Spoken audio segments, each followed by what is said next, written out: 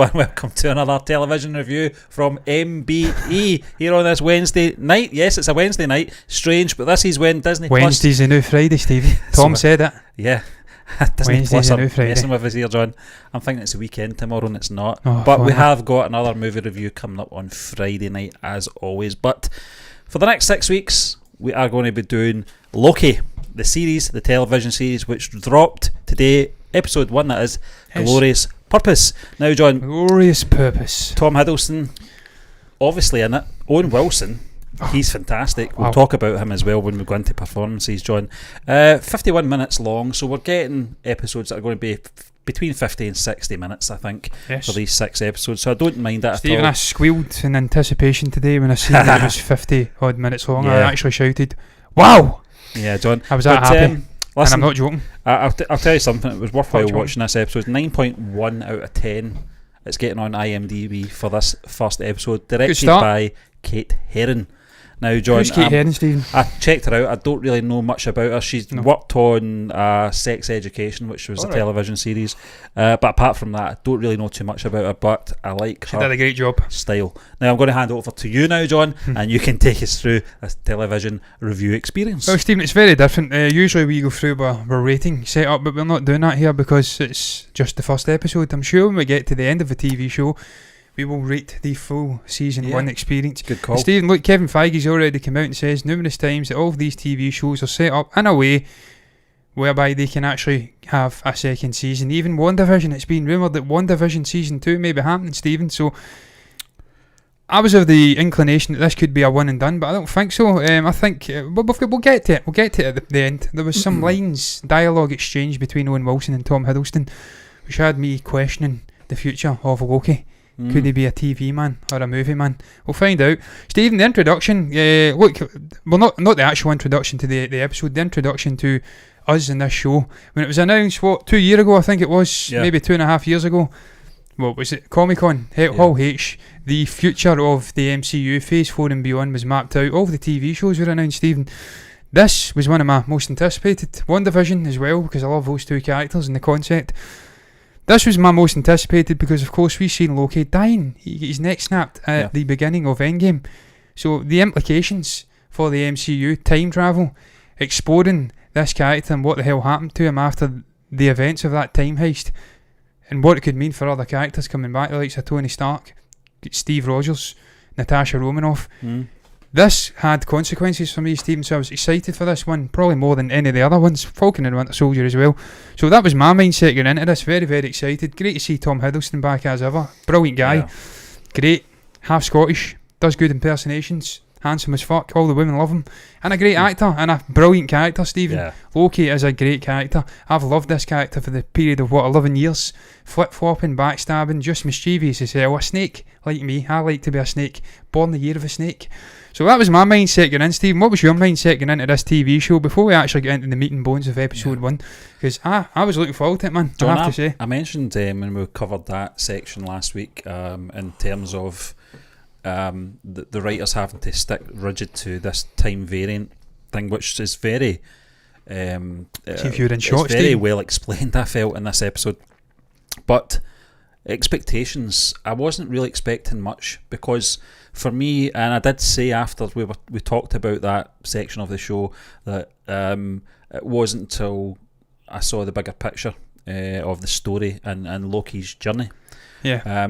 He was in, obviously, the first Thor movie. He didn't really get centre stage till the Avengers film from 2012, and I felt, this is the best villain we can do here. Stephen, when he gets slapped about with Hulk, it was a standout moment for John, us. it's funny that, because Stephen, you remember going to see that the movie? Owen Wilson character in this episode does say, for someone who's a god or something like that, you don't have to Lose a lot. or something like that. Yes, you And it's do. true, he does get slapped about a bit. The last person that said that to me, it didn't end well for him. They says Coulson, I think it was, and they brought up the actual image of him being stabbed. Strange looking guy, wasn't he, Stephen? Yeah. It was a good death, though. But John, He did die, he did die, yeah. He didn't come back. He came back for the Captain Marvel sort of flashback things from the 90s. The age of them, but it was well done. For me, John, Loki, when the announcement was made and we had the Falcon, the Winter Soldier, WandaVision and Loki all coming out in that sort of sequence, Loki was probably my third sort of one I was looking forward to. Yeah. I don't know why. There's a few, Stephen. Because I like Wanda Maximoff as a character. Just as any idea of that, Stephen. Yeah, The first shot we got, it was apparent it was going to be different. It was like going to be something like out of Pleasantville. You know, it's going to be Yeah. that kind of creepiness to it. Falcon and the Winter Soldier, just for those two characters alone, they were two of my favourite characters throughout the whole Captain America series, his story as well. And we've seen the bromance yeah. on the press junkets. But this first episode, John, I know we'll get into it. I'm excited to see what they're going to bring to the table with these next 5 episodes, because they crammed quite a lot into this first episode. A lot of exposition. You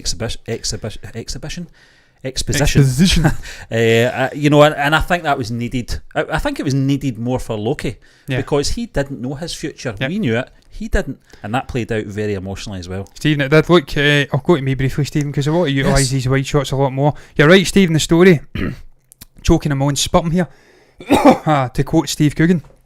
And that's worrying, because it's very warm in here, and I hope I've not come down with the Rona again before the effects of the vaccine kick in. I'm sure I ain't. Stephen, exposition heavy this first episode, and it was required. I've seen a lot of reviews of this episode before I actually took the time to watch it myself, and I was slightly concerned by some of them saying it was boring.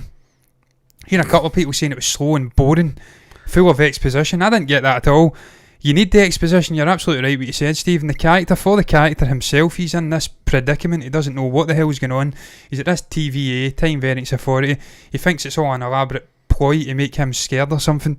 So he needs it hammered into him, the situation, the severity of the situation he's in, what's happened to him in his life, and then the exposition for the audience as well, Stephen's required for who this Time Variance Authority are. There's an assumption with some people that everybody knows everything about the fucking comics. They don't. There's a huge fraction of the population out there don't know anything about the comics, so you need it explained in the most childish of ways what the fuck the Time Variance Authority are, and why this is important for Loki. And they do that, Stephen, and I loved the way they did it. It was a nice little cartoon, and you can't get any more childish than that. That's them in a sense saying, for all those little bitches out there who don't know anything about the Time Variance Authority, haven't took the time to study it, because I did. I went off and read about them. This is for you, a little cartoon, shortened. I think it was about a minute and a half long. Loved it, Stephen. Visuals were brilliant, and really laid down 3 lizard guys. I think Loki refers to them as 3 lizards. Are they really controlling the whole time? Everything. What I can't recall what the actual was, the actual terminology he used. It wasn't the sacred timeline, it was something else. The time. They were standing over it, checking it and making sure it was flowing nicely. What did you make about that, Stephen? Did you enjoy the little cartoon sequence? Because again, exposition required. It was very much in the style of 1950s nuclear fallout sort of style. That's exactly what it was like, Stephen. Fallout 1, 2 and 3 basically. And those adverts we got in WandaVision, the early ones from the 50s. John, I think it was necessary. You make a good point there. Not everyone reads the comics, so I think that Marvel have done very well up to now to sort of find that fine line where they're not going to patronise the die-hard fans, but they're not want to complicate it too much for the sort of casual fans as well. I think they've done the balance just right. Yeah. Those little things like that are perfect. I was thinking about this after I watched the episode as well, John. They went right into this multiverse dialogue as well, which I thought was very important, because this again is Marvel and Kevin Feige conditioning us ready for what's about to happen in Spider-Man 3. Told tales of a failed multiverse war. Yeah, multiverse and that's why war. These guys came in to control it. I didn't know anything about a multiverse war. Yeah. So that is interesting to me, and for a casual viewer like myself, this is the start of conditioning my brain into this way of thinking. Gone are the days of phase 1, 2 and 3, the Infinity War. That's in the past now. Simple story, Simple Simon. A simpler time with just your American all-action heroes in there. Captain America, Iron Man.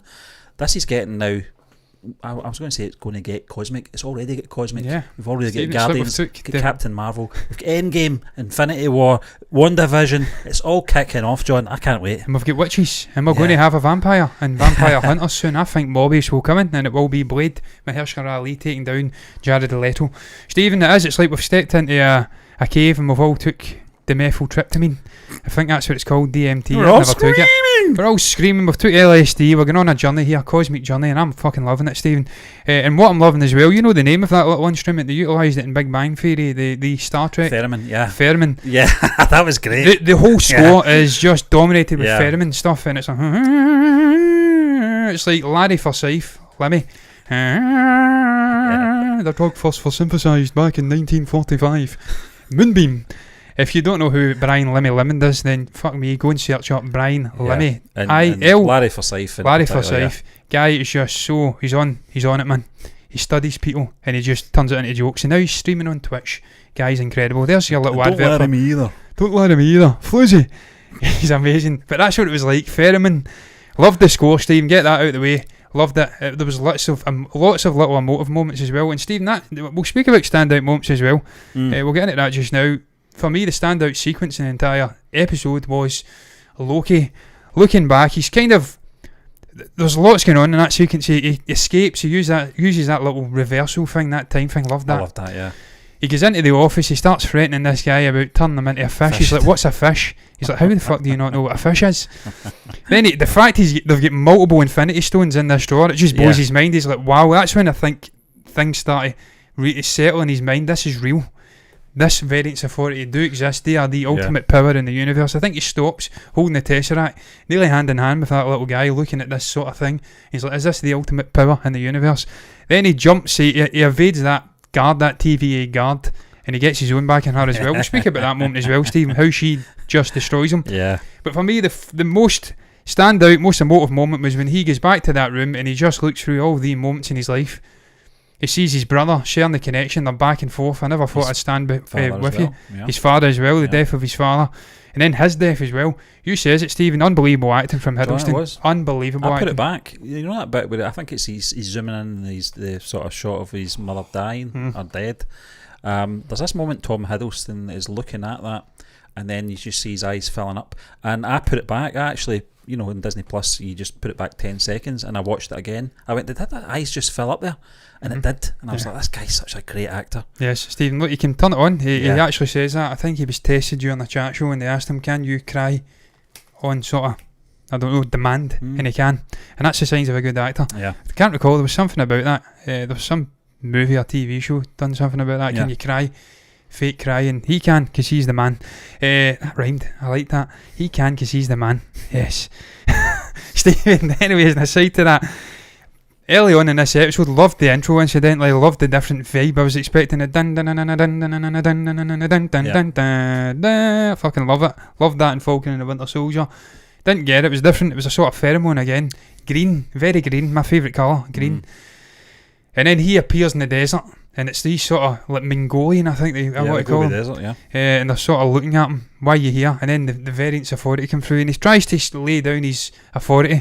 Tries to grab the Tesseract, and that woman just smacks him. And find the higher ground, and there's that sort of lot of rock formation. He has to go to that, stand on that. That's just the mentality of this guy. Yes, Stephen, he's good. Yeah. And she slaps him down. And the dialogue in this is incredible, Stephen. You're now moving at 1/16 speed, but feeling all that pain in real time, and it's his jaw reverberating, the skin, tendons, everything all flying about. Fucking incredible shot. Must have been shot in 240 frames and slowed right all the way down to 25. Just incredible visuals. And then the way he gets his own back, I think he says to her, "You're going to regret that," or something, and she's laughing. Stephen, he puts the collar on her, takes it, and he's 100 times repeating, stop it. He's like, I'm fuck. That's me, Stephen. That is me. This guy is me. I am petty as hell. I'm revenge-ish. I'm a sort of vengeful guy. That's what I would do if I was him. I would just keep looping it and looping it and looping it. Fuck you, because you done it to me. Stephen, I love that. That's just summed the character up. He went on a journey. I think she says to him, what's so funny? And it's the actual name of this episode, which I've not got in front of me. Glorious Purpose. He's went on this journey. He's matured a bit. He realises, I think your man, I can't remember his name now, the Owen Wilson character, says, "Oh, so you do know what you're all about." He's went on this journey. He's matured. Mobius, yeah. Mobius, yeah. I think it's Mobius, something Mobius. Mobius, yeah. Yeah. The fact that he went on this journey, he matured a bit, but there was still that mischievousness that he wanted to get his own back in. I hadn't forgot it. I love that, man. That was just brilliant. That was a standout for me. Stephen, what do you make about the time variance authority complex, because it reminded me a bit of Mass Effect meets Fifth Element meets the tree scene, and I think it was what was it called again in the Lord of the Rings, where Galadriel resided. Yeah, I can't remember. I know what you're talking about though. I can't. It's haunting me that I can't remember that. It's a bit like what was that game we were talking about? The Portal. A bit like that as well. That's sort of very clinical. That's haunting me, Stephen. I can't remember, John. I can't remember. It was in the Muckwood Forest up the top. Can't remember. But I know what you're talking about. It was a nice setting, you know, and I think it's one of those things that you can tell there's lots and lots of people work in this place.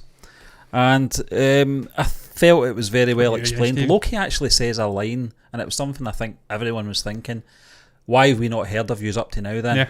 Because you've not broke any time rules or whatever. I can't remember what. Stephen, that reminded me of another sequence. Yeah, let's do it then. The plane sequence where he says to the stewardess, she says, is there anything else I can do for you? That depends, or something like that. I can't recall what he says.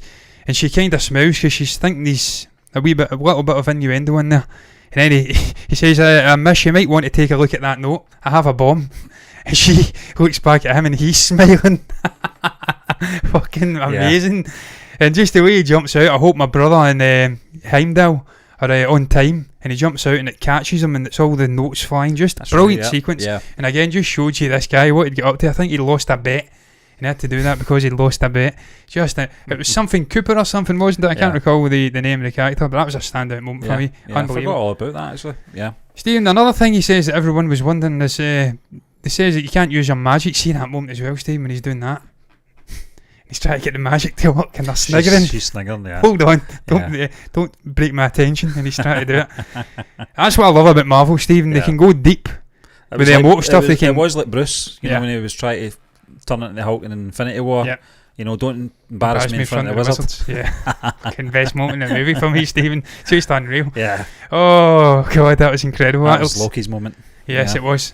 Stephen, it was brilliant. But again, it laid down the foundation that no magic was allowed in this place. No. And then, of course, he looks out and sees all this thing, all these sort of buildings and stuff going up and the little vehicles flying. He's like, I thought there was no magic here. That was like Fifth Element. It was like the Fifth Element. I was just waiting on Jean Baptiste. I can't even speak. Jean-Baptiste Emmanuel Zorg coming out. But sorry, no Gary Oldman with his crazy fucking prosthetics and amazing dodgy Hitler hairdo. It was amazing and horrifying in equal measures. I don't know how Gary got away with that because he's got a similar hairline to me, but for some reason the guy's not gone 60 and his hair's still remaining thick. There must be something you can share with me, Gary.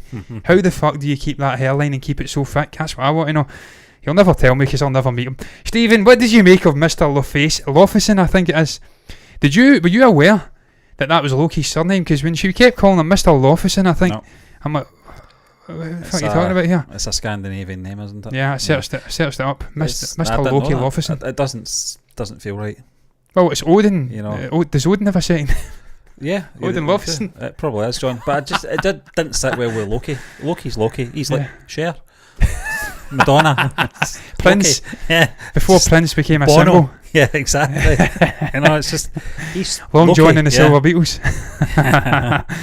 Stephen, it does it. You're right. You don't imagine this guy to have a surname. No, it makes no sense. And so when I heard that, I'm like, what?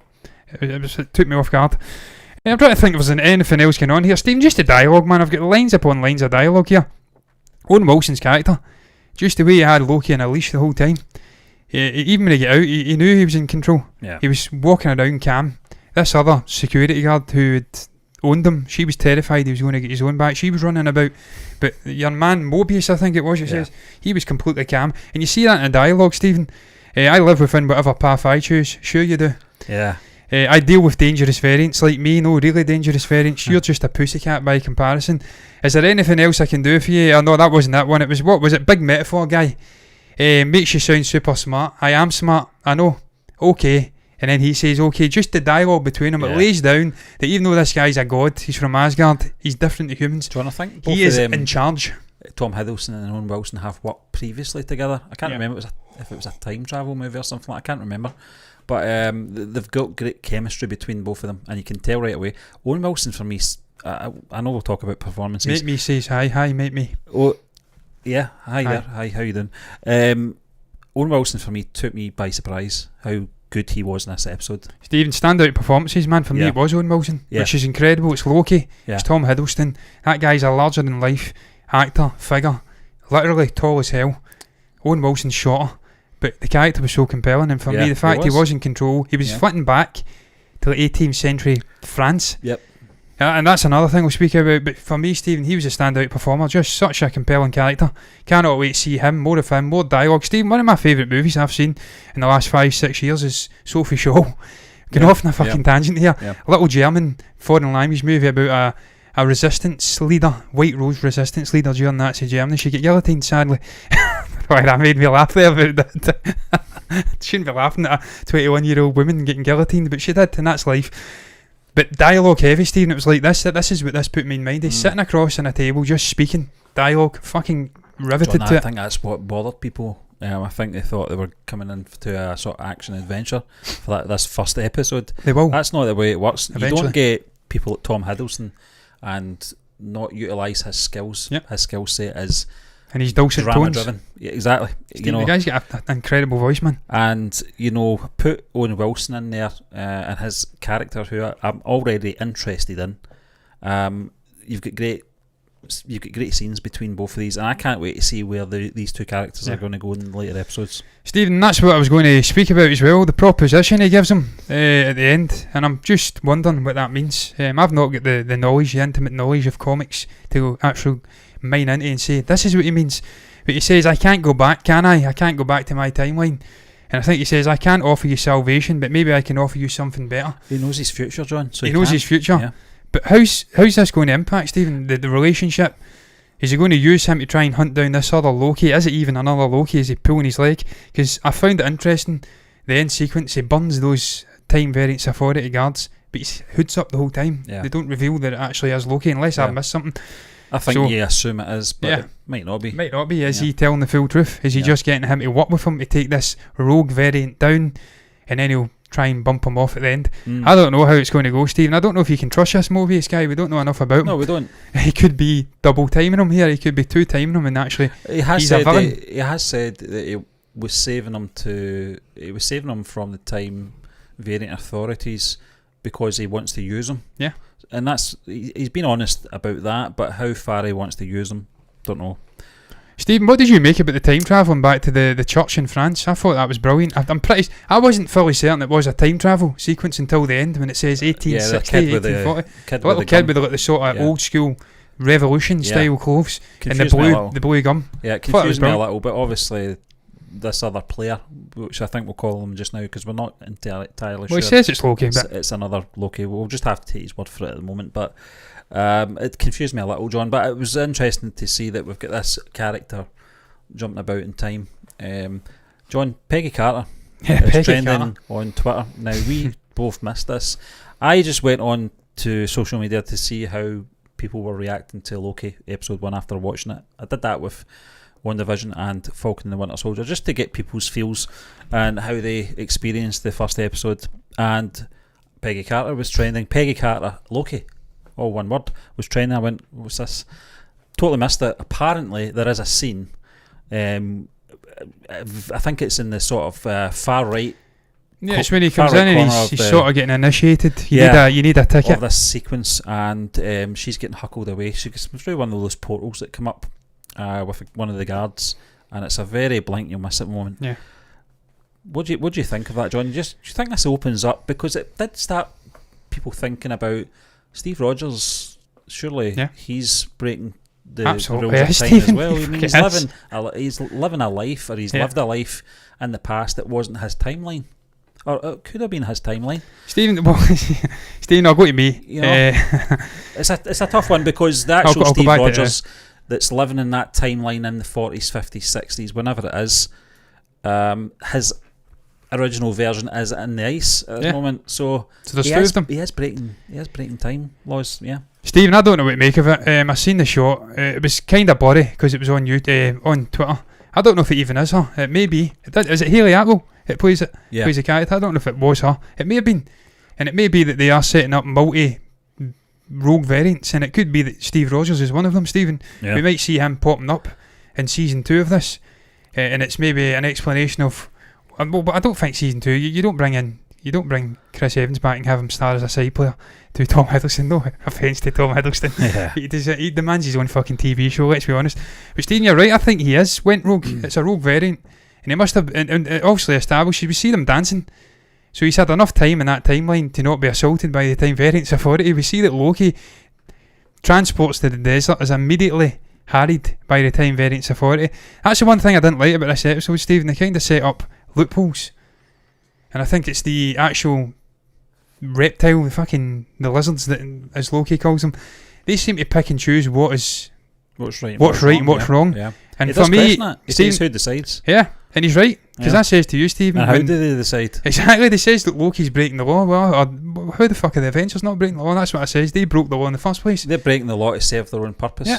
They say, they could say, well, they're saving half the universe, so that's a noble purpose. Fair enough. But for me, if they didn't go back in time and break the law, Loki doesn't end up where he does. So it's ultimately their fault. And Stephen, the line, try to find it. Where is it?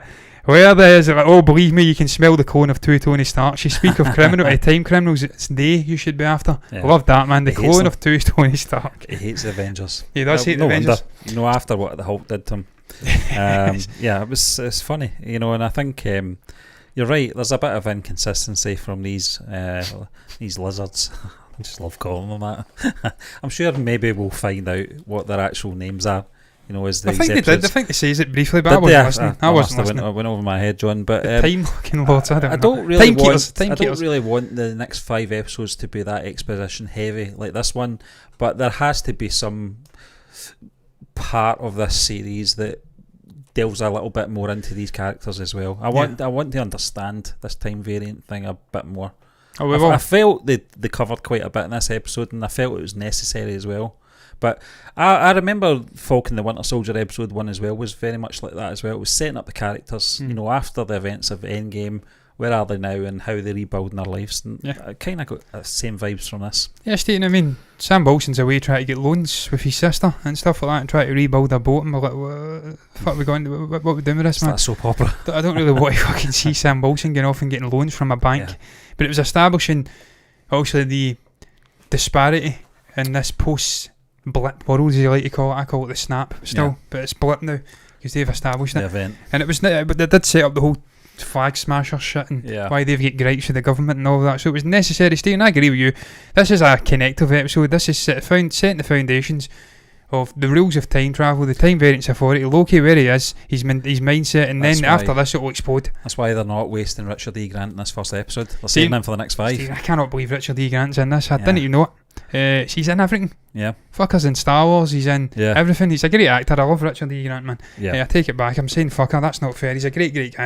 And again, Lemmy likes to get back to Lemmy. He's boy. Yeah. He likes to mimic him, shall we say. He's got a similar hairline and he flops back in the bed and stuff like that. He's got a kind of cokey sort of look to him. I don't mean cokey. He's dead cookie. I mean he's on coke.